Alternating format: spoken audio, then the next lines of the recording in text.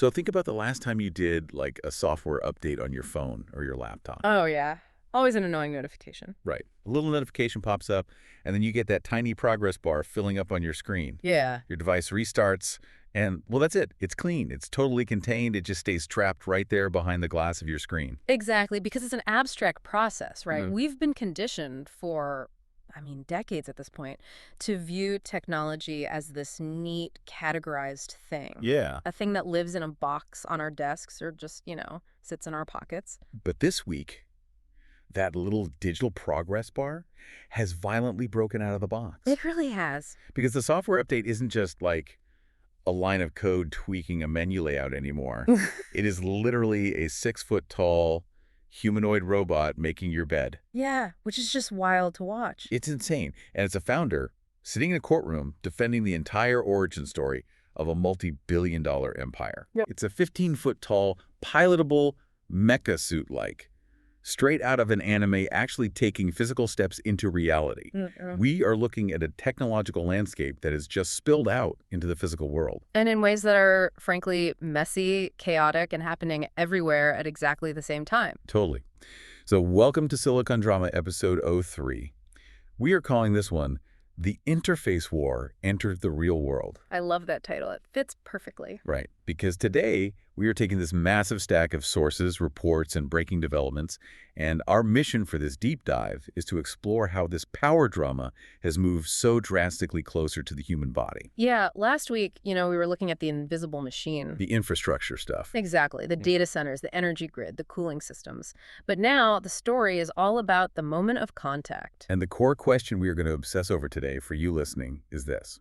Who actually owns the interface when intelligence starts speaking, seeing, moving, defending, buying, coding, and literally working right beside us? It's the multi-trillion-dollar question. It really is. And we have a wild cast of power players in today's drama. We've got the builder under trial, the interaction architect, the chip king sitting at the diplomatic table, the bodybuilders of robotics, and the ecosystem strategists who are just trying to wrap all of this into your daily routine. And I think the essential takeaway here, like the lens through which we really need to view all of this, is that AI is no longer just a product race. Right.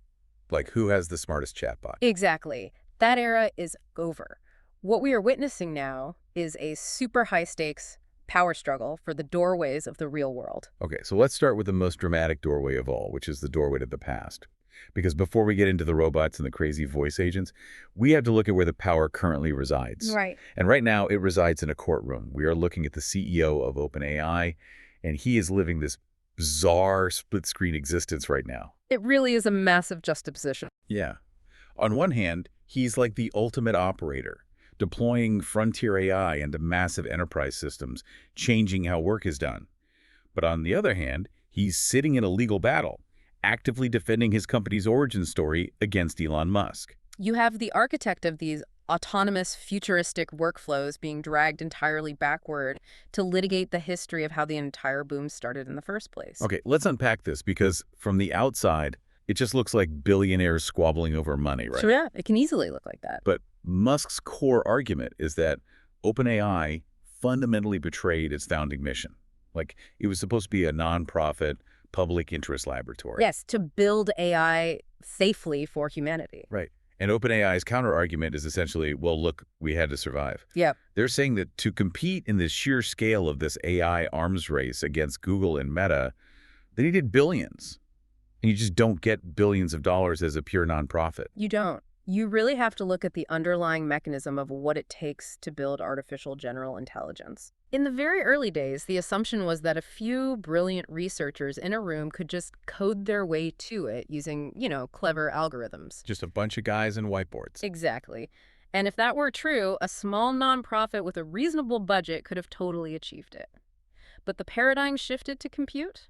Meaning hardware. Yes. The realization was that you needed to massively scale the parameters of these models, and to do that, you needed tens of thousands of specialized silicon chips. You needed massive data centers. You needed entirely new power grids. Which costs billions of dollars. Tens of billions. So OpenAI had to pivot, right? They created this incredibly complex capped profit structure underneath the nonprofit board. Just to attract venture capital. Specifically from Microsoft. And Musk's lawsuit is challenging the legitimacy of that exact pivot. He's arguing that the open source, humanity first ethos was basically a bait and switch. A bait and switch to just gather the initial talent and funding. Exactly. Gather the resources and then later close the doors and become this hyper-capitalist deployment machine. But wait, let me push back on Musk's premise for a second here. Right. Let's say OpenAI stayed exactly what Musk supposedly wanted to be, a fully open source nonprofit. Okay. If you have an intelligence that is eventually capable of, I don't know, hacking power grids or writing zero-day malware or designing synthetic biology, do you really want that to be perfectly open source for literally anyone with a laptop to download? Well, no. Right. OpenAI's defense seems partly rooted in this idea that as the models got more powerful, open sourcing them became a massive global security risk. And that is the philosophical crux of the trial. What's so fascinating here is that the founders of the AI movement aren't just competing with software or compute anymore. No. They are competing through memory, through narrative ownership, and through law. The courtroom is literally where the foundational myth of the AI boom gets interrogated. Because when a technology becomes this capable, the narrative of who built it and why they built it becomes just as important as the code. Musk is essentially challenging the legitimacy of the throne that the builder currently sits on. It's like a superhero origin story, where the founders are physically fighting over the original script of the movie. That's a great way to put it. Like, was it supposed to be a pure research lab? Was it supposed to be a commercial juggernaut? Or maybe a national security asset? But the crazy thing to me is, while they are fighting over the past horse in the courtroom, the actual product labs are moving forward at a terrifying speed. Oh, absolutely. Which brings us to the next phase of the interface war. What happens when AI stops waiting for us? Right. Because if the courtroom is about who owns the company, the product lab is about who owns your immediate attention. So let's talk about voice. Yes. OpenAI just rolled out these new real-time audio models. We're talking GPT, Real-Time 2, Translate, and Whisper. Right. And on paper, it just sounds like a nice little audio upgrade. Like, oh, cool, the voice sounds better on my app. Yeah. But the mechanics behind this are actually a massive paradigm shift. Completely. Because before, when you talked to an AI, the pipeline was really clunky. Yeah, it was super slow. You would speak, a transcription model would turn your audio into text, the text would be fed to the language model, the model would generate a text reply, and then finally a text-to-speech model would read it back to you. It was totally turn-based. Yeah. It had noticeable latency. It was a very clean, discrete transaction. Text feels like software that waits for you. You know, it sits there with a blinking cursor, entirely passive until you initiate an action. But these new real-time models are native audio. It's processing the actual sound waves, the tone, the pitch, the hesitation in real time. Yes. And that brings in Mira Murati, the interaction architect. She and her company, Thinking Machines, are actively attacking the old chatbot interface. They're building models that don't just know how to answer a prompt, but they know when to speak, when to listen, when to watch you through a camera, and, crucially, when to interrupt you. The interruption is the critical mechanism here. We are moving from a system of pull, where you have to actively extract information from a passive machine, to a system of push, Right. where the machine is actively participating in your context. See, here's where I totally get stuck. When I read that part of the sources, my immediate reaction was, I hate this. You hate the interruption. Yes. If an AI starts interrupting me while I'm talking, isn't that just going to feel like an overeager, incredibly annoying intern who won't let me finish a sentence? Yeah. How does a machine interrupting us actually improve human-AI collaboration? I feel like there's a razor-thin line between seamless presence and just unwanted intrusion. It's a completely valid reaction, and honestly, it highlights the psychological tension of this transition. Yeah. An interruption from an AI means the system has processed what you're saying, predicted exactly where your thought is going, determined that you are either factually wrong or missing a critical piece of context, and then decided to interject to save you time. Okay, wait, give me an example. Let's say you're talking to an AI architect about designing a house, right? And you say, let's put the load-bearing wall over, and before you finish, and it interrupts and says, actually, based on the soil density report you uploaded, that wall needs to be shifted 2 feet. Oh, okay, when you frame it like that, it's not just an annoying intern.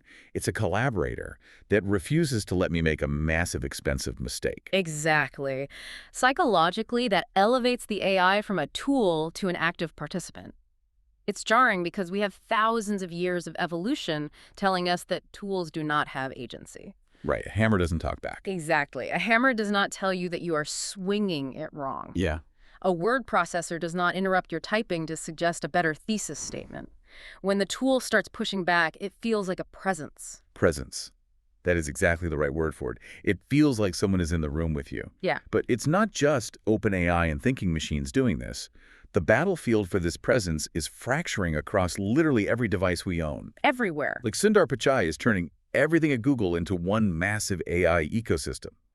Microsoft is integrating Copilot directly into the Edge browser with something called multi-tab reasoning. You got to walk me through that because that sounds insane. It is wild. Multi-tab reasoning basically changes the browser from a simple window into an active workspace. Historically, each tab you have open in a browser is totally isolated, right? Right. Tab 1 doesn't talk to tab 2. Exactly. The AI in one tab doesn't know what's in the other. But with this new integration, the AI sits a layer above the browser. It functions almost like a real-time vector database, mapping the relationships between everything you're looking at simultaneously. Oh. So, if you have a PDF of a financial report in tab 1, a blank email in tab 2, and a news article in tab 3, the AI can read all of them at once. That is super powerful. You can just say, hey, draft an email to my boss summarizing the discrepancies between this report and today's news, and it synthesizes information across all those isolated tabs perfectly. It's like having a supervisor standing right behind your chair, looking at all your screens at once. Yeah. And then you have Amazon trying to turn Alexa from a glorified kitchen timer into a deep shopping assistant that knows your buying habits. Rivian is baking this into their cars, so the car itself is a conversational agent. Meta is cramming multimodal AI into Ray-Ban glasses, so the AI is literally looking through a camera on your face, analyzing your field of vision in real time. The realization here is staggering. The whole interface war is about positioning the AI system exactly at the point where you naturally reach for help. Right. They want the AI to be the doorway you have to walk through to interact with the digital world. They don't want you going to a specific website to ask a question. They want the browser, the glasses, or the car to just answer it before you even formulate the search query. Which perfectly bridges us into the physical world. Because interfaces aren't just digital anymore, are they? No, not at all. We are literally moving from the browser to the bedroom. Yeah. Let's talk about the humanoid robots. The sources describe a video that dropped this week from Figure, featuring 2 of their F.03 humanoid robots coordinating to make a bed. It is a remarkable piece of footage. It is. But there's a paradox here. Making a bed is the most ordinary, mundane, domestic chore imaginable. We do it without even thinking about it. Yet watching these 2 machines do it feels deeply historic. Absolutely. I watched the video, and the thing that really stood out wasn't how fluid they were, but the hesitation.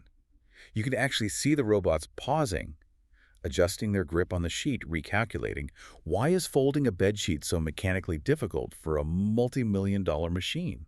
You're touching on a fundamental concept in robotics known as Moravec's paradox. Okay. High-level reasoning, like playing chess or passing the bar exam or writing code, requires relatively little computation for an AI. Which is so counterintuitive. It is. But low-level sensory-motor skills, like recognizing a spatial environment, maintaining balance, and manipulating an object, require immense computational power. A bedsheet is an absolute nightmare for a robot because it is a deformable object. Right. If a robot picks up a steel block, the shape of the block never changes.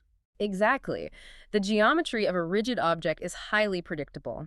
But when a robot picks up a corner of a bed sheet, the entire topography of the fabric changes completely unpredictably. Oh, man. The robot has to use spatial computing and computer vision to constantly map the new shape of the sheet in real time, calculate the physics of gravity and drag, coordinate its own arm trajectory, and then communicate its exact position to the second robot standing on the other side of the bed.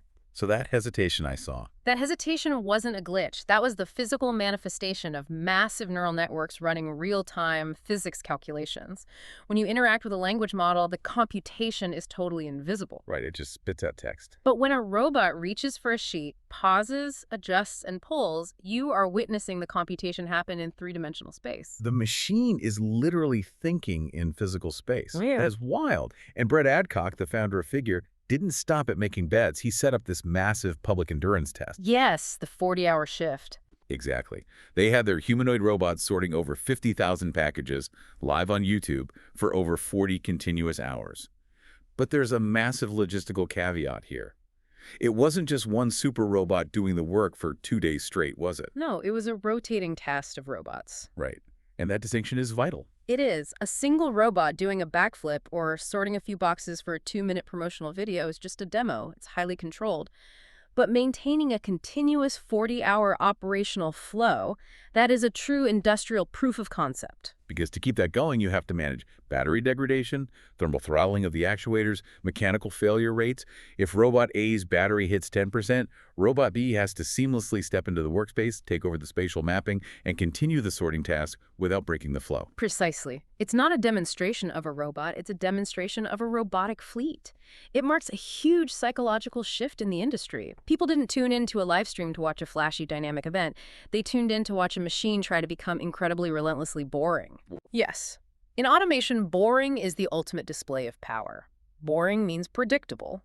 Boring means reliable. Boring means deployable. I love that quote from the sources. Boring is power. But of course, a sterile, well-lit test facility designed specifically for robots to sort boxes is one thing. Right. The gritty reality of an actual, chaotic factory floor filled with human workers, forklifts, and unpredictable hazards is completely different. So let's talk about the factory infiltration. This is where the viral live streams meet the unforgiving math of industrial supply chains. We have a massive deal on the table between a robotics company simply named Humanoid and the German manufacturing giant Schaeffler. They are planning to deploy up to 2,000 humanoid robots by 2032. Which is a huge number. Massive, starting with early testing in factories in places like Herzogenaurach and Schweinfurt. They're started with basic box handling. But when I look at this, I have to ask the hard mechanical questions. Can a walking, balancing bipedal robot really handle repetitive heavy lifting for an 8-hour shift? It's the big question. And how do you justify the massive cost of a humanoid over a traditional single-purpose robotic arm that is just bolted to the floor? And how on earth do you ensure it doesn't accidentally crush a human worker walking past it? Those are the exact operational hurdles: cost, durability, and safety constraints. A traditional robotic arm in an automotive plant is bolted down, cordoned off in a safety cage, and programmed to do one exact geometric motion 1,000,000 times with 0 deviation. Right. A humanoid robot is untethered, operates in unstructured environments, and has to constantly balance its own center of gravity. The reason they are pursuing humanoids, despite the cost and complexity, is flexibility. Okay, walk me through that. A factory floor is built for the human form factor. The stairs, the aisle widths, the height of the shelves, the handles on the tools, they are all designed for a bipedal creature with 2 arms and 10 fingers. That makes total sense. If you want a robot that can work at Station A in the morning, sweep the floor at noon, and load a truck at Station B in the afternoon, it literally has to be shaped like us. Okay, the form factor makes sense for flexibility. But the real mind-bender in the sources isn't just that they are deploying them, it's how they are training them. This is the critical part. Because they aren't just writing thousands of lines of code saying move joint X by 15 degrees. How are these robots actually learning to move boxes? They are learning through human motion. Startups are outfitting human workers with sensors or simply using arrays of cameras on the factory floor to capture the exact biomechanical motions of a human lifting, reaching, sorting, and manipulating objects. It's called behavior cloning or shadow learning. But wait, how does a squishy human body translate to a rigid metal robot? Right. Like if I bend over to pick up a box, I'm using muscles, tendons, a flexible spine, and a subconscious sense of balance. If a 150-pound metal robot tries to mimic my exact spinal curvature and lifting speed, wouldn't it just strip its own gears or tip over forward? That is the exact engineering challenge of something called inverse kinematics. They don't copy the motion one-to-one. Instead, they feed thousands of hours of human motion video into a neural network. The AI analyzes the intent of the movement, for example, the trajectory of the hand approaching the box, the angle of the wrist, the distribution of weight. The network then translates that intent into the physical constraints of the robot's actuators. Just as language models learn to speak by scraping the entire text of the internet, physical AI is learning to move by scraping the physical labor of human beings. That is profoundly unsettling. It is. The factory floor is no longer just a place where goods are manufactured. It is becoming a data-gathering classroom for machines. Human labor itself is the new data set. When a worker reaches for a heavy part and naturally shifts their footing to maintain leverage, That subconscious biomechanical intelligence is being ingested by the system. Exactly. Humans are training their eventual replacement simply by doing their daily jobs, completely unaware that their body mechanics are being digitized. It is a quiet, monumental shift in the industrial economy. The physical world is being digitized into training weights. Okay, I need to pivot because the sources take a massive left turn here into the realm of pure science fiction. This proves that robotics isn't purely driven by cold, calculating industrial logic. We have to talk about the mechates and the monks. This is where the narrative leaves the strict utility of the factory floor and enters the psychology of cultural imagination. Right. Let's talk about the mecha first. Wang Xingxing's company, Unitree, which is known for making incredibly agile robotic dogs, just unveiled something called the GD01. Oh, this thing is incredible. This is not a helpful little warehouse robot. This is a massive, transformable, pilotable mecha suit with a literal cockpit inside its chest. It looks exactly like it walked out of a Gundam anime or a video game boss fight. It is huge, heavy, and functionally real. It's a spectacular piece of engineering. But why? From a purely mechanical standpoint, a 15-foot walking bipedal robot is a nightmare. Oh, absolutely. The power-to-weight ratio is awful, the ground pressure is immense, and if it trips, it just destroys itself. And on the complete opposite end of the spectrum from this giant war machine, Unitree also has a project called Gabi. Right, the monk. Yes, Gabi is a humanoid robot based on their smaller G1 model that is currently operating as a robot monk at a Buddhist temple in South Korea. It wears monastic robes, it performs ceremonial gestures, it bows, it participates in rituals. That's so different from the mecha. Totally. So I look at these two extremes, a giant piloted mecha and an android taking spiritual vows, and I have to ask, Yeah. what is the point? Figure is building robots to pack boxes, which makes economic sense, but a mecha and a monk, it feels completely absurd. It does feel absurd, but it highlights a critical truth about human innovation. Technology adoption is almost never driven by function alone. Really? No, it is heavily driven by human desire, by cultural projection, and by deep-seated symbolism. The figure warehouse robot represents pure utility. It is labor. But the mecha, the GD01, represents pure fantasy. Like fulfilling a childhood dream. Exactly. For 50 years, pop culture has fed us images of giant, pilotable robots. We have a deep, irrational desire to build them. And now, because the actuators, the battery density, and the real-time compute have finally advanced enough to balance a 15-foot bipedal structure, we are building it. As the text brilliantly puts it, the mecha is desire with metal legs. We are building it simply because we finally can. Desire with metal legs, I love that. Yeah. So the mecha is the fulfillment of a sci-fi dream. But what about Gabi, the monk? Where does desire fit into a robot wearing robes in a temple? The monk represents our compulsion for symbolism and projection. When a machine begins to look like us, move like us, and gesture like us, we inevitably project social and even spiritual significance onto it. I mean, that makes sense. A traditional robotic arm welding a car door on an assembly line doesn't evoke any emotion. But a humanoid robot, dressed in traditional robes, folding its hands in prayer and bowing its head, it forces a deeply uncomfortable philosophical question. Like, what does it mean? Exactly. What constitutes a ritual? If a machine perfectly replicates the physical motion of a prayer, does it mean anything? We are building robots to explore our own psychology. The robotics race is giving us all three simultaneously. The laborer to replace our hands, the fantasy to thrill our minds, and the symbol to question our souls. Wow. It really is a sweeping technological drama.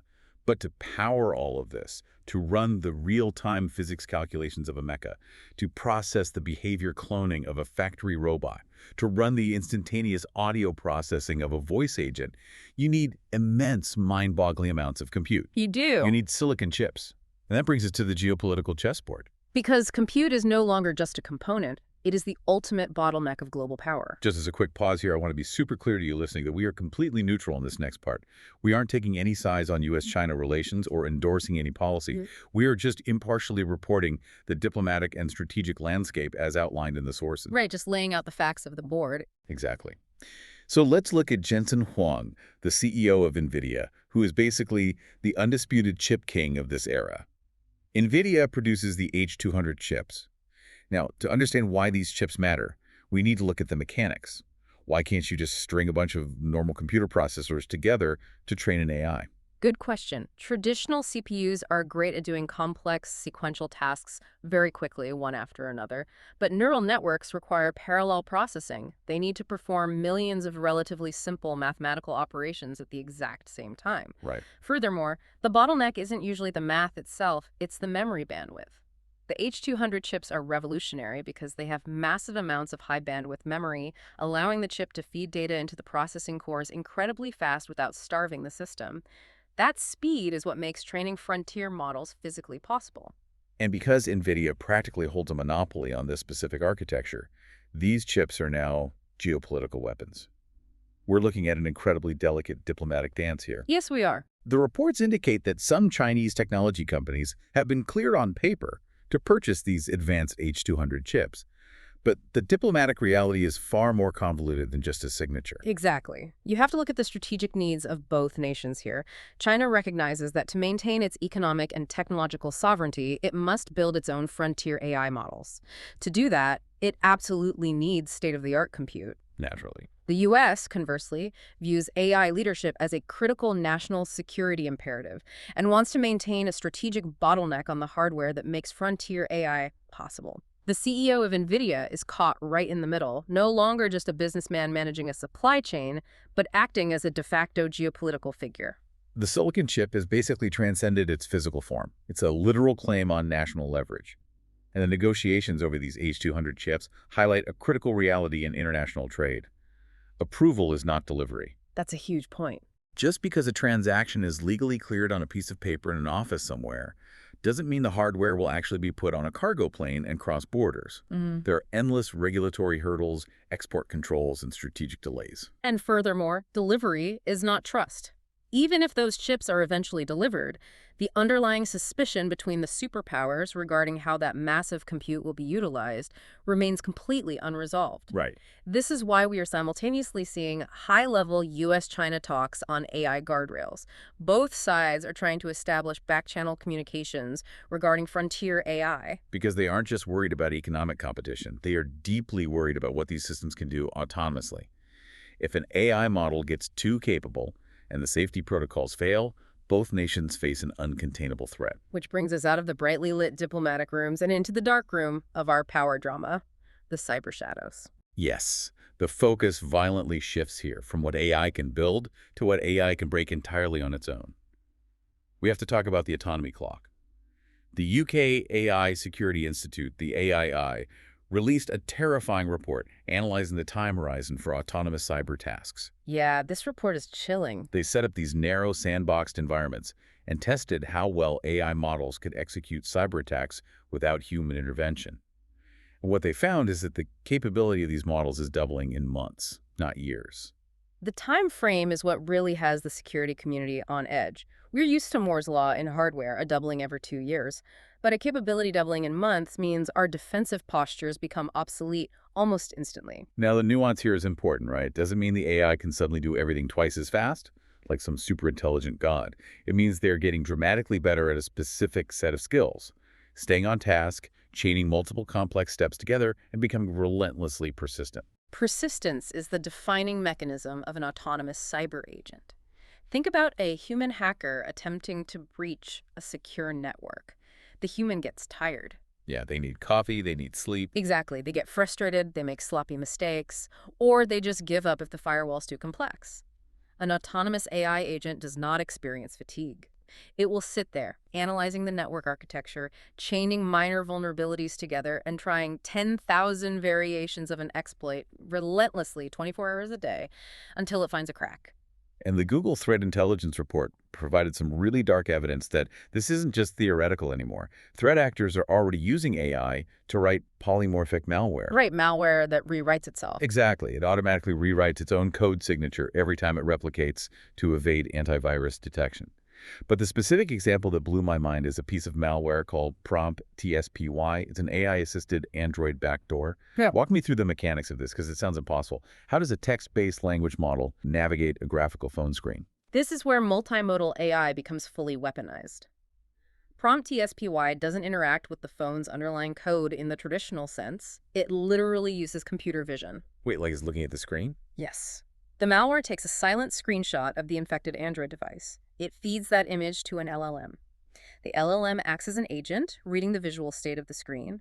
It recognizes the banking app icon, the settings menu, the keyboard. It then generates the exact X and Y coordinates on the screen and sends a command to execute a physical swipe or tap at those coordinates. Wow, so it's navigating the phone exactly the way a human thumb would. Precisely. It is the dark, shadow version of the agent revolution. That is terrifying. Because if an AI agent is smart enough to look at my screen, open a browser, and navigate a retail website to buy me a pair of shoes, that exact same autonomous visual reasoning can be used to navigate a hidden interface, bypass my security settings, and wire money out of my account. It's the exact same underlying mechanism. The capability is entirely dual use. And this brings us to the fascinating paradox of Dario Amodei, the CEO of Anthropic. He is constantly in the media issuing dire existential warnings about the risks of autonomous AI. Yeah, he's always warning people. Yet his company is simultaneously building some of the most powerful autonomous agents for enterprise deployment. On the flip side, you have OpenAI launching their Daybreak initiative, explicitly building AI agents designed for cyber defense to proactively hunt down vulnerabilities before the bad actors find them. It's a total arms race. Exactly. The reality of this dangerous curve is that the technology itself is morally blind. The curve doesn't care if the AI is patching a server or breaching it. It only asks how long the autonomy can keep running without human intervention. Which means the arms race is quite literally on to deploy the defensive agents before the offensive agents deploy themselves. And that pulls us right out of global cyber warfare and back into the everyday reality of your actual job. Welcome to the deployment war. This is where the abstract high-level power struggle hits the ground level of the modern economy. OpenAI just launched an entire internal division called the Deployment Company. They realized that just offering an API, a digital pipeline for developers to use their models, isn't enough anymore. They want to integrate frontier AI directly into complex enterprise workflows. Right. Anthropic is doing the exact same thing, expanding their Claude model heavily into coding environments, legal document analysis, and financial auditing. And then you have Notion, the workspace app that millions of people use every day. They just opened up their entire platform to external AI agents like Claude Code, Codex, and Cursor, essentially letting these autonomous agents run wild inside a company's internal documents to organize and synthesize data. The deployment war is a battle for foundational infrastructure. It's about who becomes the operating system for cognitive labor. Well, that's a great way to phrase it. If OpenAI or Anthropic can seamlessly embed their agents into the software where lawyers write their briefs, accountants audit their financials, and engineers write their code, they become completely indispensable. They become the electricity of the white-collar office. You simply won't be able to do business without them. Which means that most people listening to this right now will probably never interact with a 15-foot walking mecha or a bed-making humanoid this year. But you absolutely will interact with an autonomous agent inside your browser tab or your company's Slack channel. 100%. But the sources don't just end on grim corporate dominance, which I appreciate. They offer this wonderfully absurd, lighter side to the deployment story. A digital creator named Marko Slavnik recently made an entirely AI-generated video short. The plot: 3 incredibly realistic pigeons standing on a New York rooftop having an intense cinematic argument over a red button. It's so funny. It has dynamic camera angles, excellent comedic timing, and genuine character expressions on a bird. And it begs the question, why do pigeons matter in a deep dive that just covered cyber and chip negotiations and global cyber warfare? Right, it feels completely out of place. Like, why is this here? But it's actually the perfect counterweight. It demonstrates that the power of this technology is bifurcating. Okay, what do you mean? Well, on one end of the spectrum, you have billionaires, massive corporations, and nation-states fighting over geopolitical leverage and tens of billions of dollars in massive centralized data centers.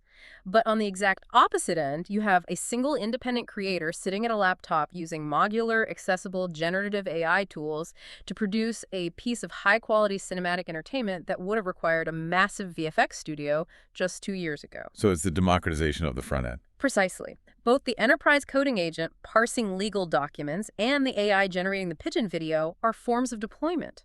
The tools of creation are democratizing at the exact same moment that the underlying compute power is centralizing into the hands of a few tech barons. That is wild to think about. The future of AI infrastructure is being fought over in Beijing and Washington, but the actual cultural application of it is being actively tested on digital rooftops by small creators. That is a brilliant synthesis of the sheer scale of this technology, from the macro geopolitical to the deeply personal and creative. Which brings us to our final act. Who will own the doorways? Let's zoom out and look at the massive terrain we just covered today. It's a lot. We started in a tense courtroom fighting over the soul and structure of OpenAI.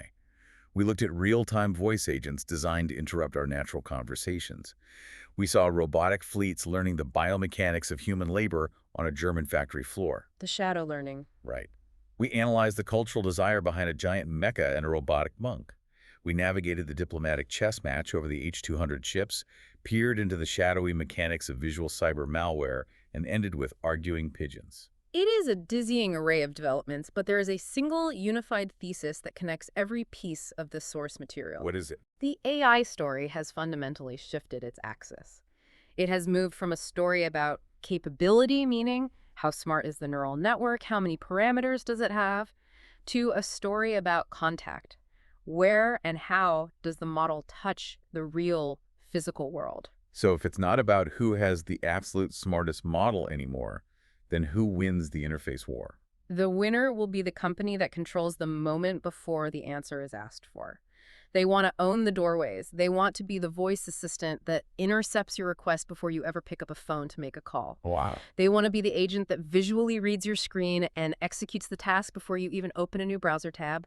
They want to be the humanoid robot that clocks into the factory floor before the human shift even starts. They want to control the silicon chip before the competitive model even begins to train. Because controlling the interface is everything. Controlling the interface, the point of contact, is the ultimate prize. Because whoever controls the doorway controls the reality of what happens on the other side. And bringing this directly back to you, the listener, why does this tech soap opera matter to your daily life? Because these doorways that the billionaires, the builders, and the diplomats are fighting over, they are the exact interfaces you are going to be forced to use tomorrow. They are the screen on your desk, the dashboard in your car, the operating system of your phone, and eventually the appliances and robots in your home. The interface war isn't happening in some vacuum in Silicon Valley. It's happening right now in your living room and your office. The progress bar has left the screen. It is actively reshaping the physical and digital architecture of how you live. Which leaves me with one final provocative thought for you to mull over as you go about your day. We talked at the very beginning about how comforting and contained the old software updates used to be, the little box on the screen. You were in control. But if this interface war plays out the way all of these developments suggest, if AI successfully captures all of these doorways, if a digital agent automatically filters and responds to your incoming calls, and another multimodal agent navigates your web browser to buy your groceries based on predictive habits, and a physical humanoid robot handles the material goods in your supply chain, what happens to our unmediated direct experience of the world? That is the ultimate question. Right. When every single doorway we walk through, physical or digital, has an AI bouncer anticipating our needs and handling the friction of reality, do we eventually forget how to open the door ourselves? A truly profound question for the era of presence. Something to think about the next time a machine interrupts you. Keep questioning the interfaces around you, and we will see you next time as we continue our deep dive into the silicon drama.